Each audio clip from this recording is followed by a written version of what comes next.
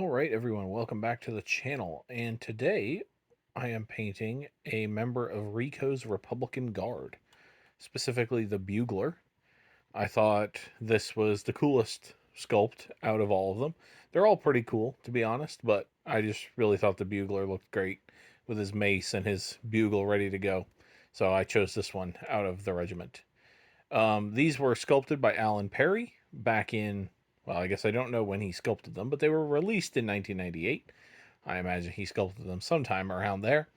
They were a Dogs of War regiment of Renown in 5th edition Warhammer Fantasy, and so they could be recruited by other armies to fight alongside them. Just a little bit of backstory about who these guys are and why you'll see certain things reflected in the paint job. So they are from a city-state called Remus, in the region of Tilea or Tilia, depending on how you want to pronounce that. It's right about here in the Warhammer Fantasy map. And so they got their sort of origin story when they became involved in essentially a mutiny to overthrow a tyrant known as Emilio Mondo. And so during this mutiny, uh, all of their officers were killed by Mondo's men, and so a common soldier named Ricco had to assume command, and under his command, they won the battle. And so going forth, they became known as Ricco's Republican Guard. After the battle, they had all their wounds and stuff bandaged up, and so they had these blood-stained uniforms and bandages, and they took this as a symbol of how good they were at fighting, and so they kept it as their badge of honor. And so you'll see in this video, I'll paint this guy's bandages he has on, quote unquote, because even when they weren't injured, they would wear these blood-stained bandages as part of their uniform. So I will gather the paints and we'll get started.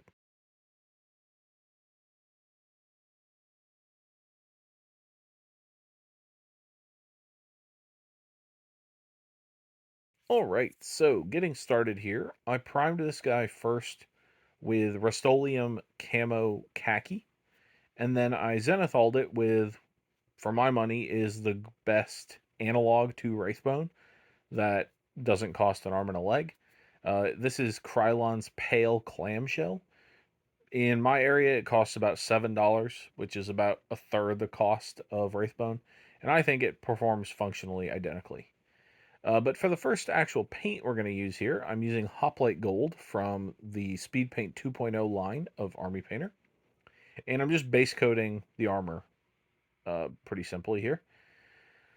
The Bugler specifically doesn't have armor on his legs. He has pants. On all of the rest of the regiment, you would need to put this on the leg armor they have. They're basically in head-to-toe armor. I guess the Bugler needs to get around the battlefield a little bit faster, and so he is just wearing pants on his lower half. But yeah, just a simple base coat with this Hoplite Gold. Let it dry, come back, and do the next step. So for the next part here, I'm using some Blood Angel Red, and I'm just going to base coat the plume on his head and the fabric or velvet, whatever it is, on the trumpet or bugle.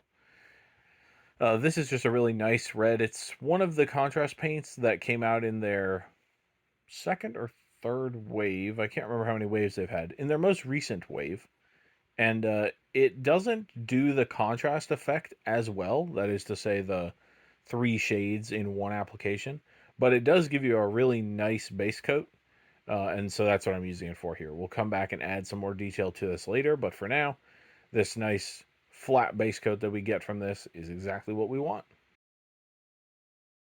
All right, for this next step, we're just using some plate mail metal and base coating the bugle.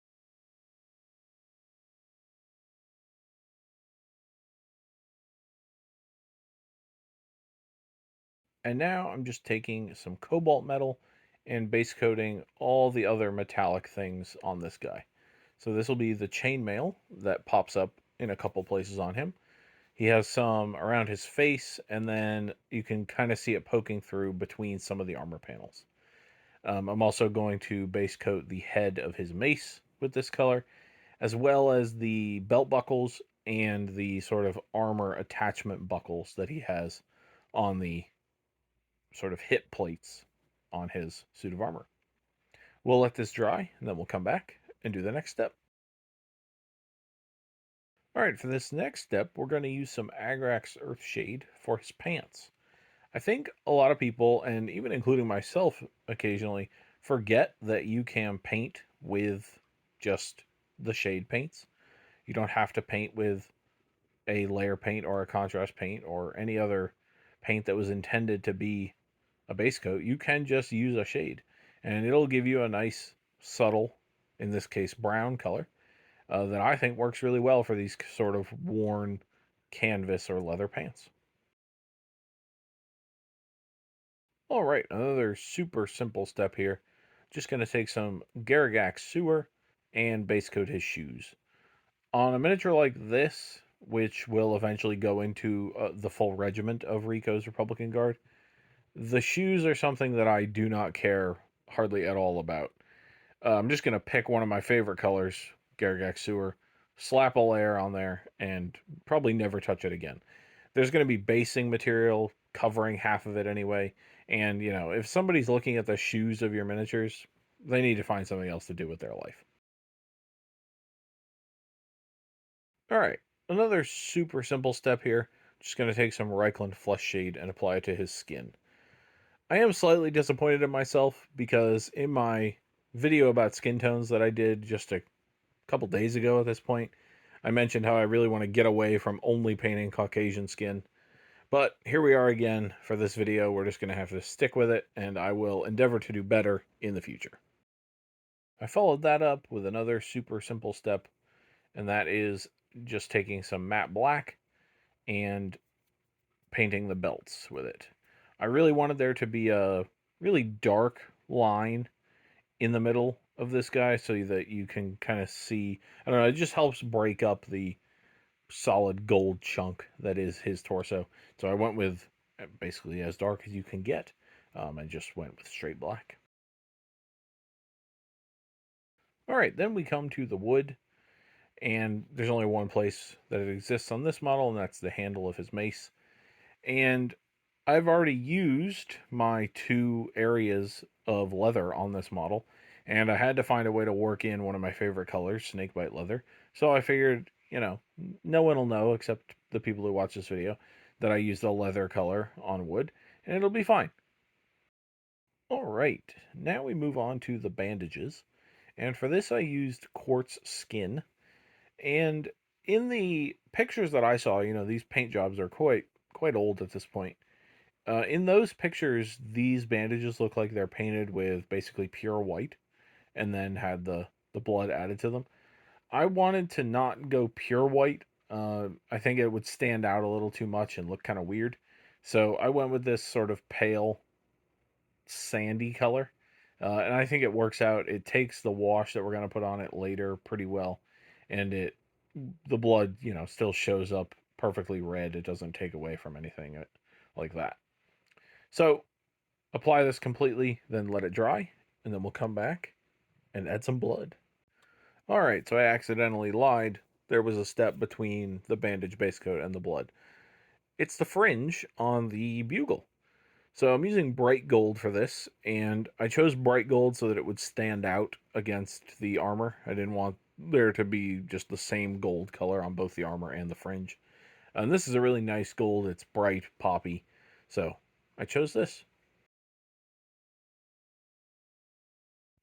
All right, now it is time to add the blood to our bandages. So for this, I'm using Flesh Terror's Red.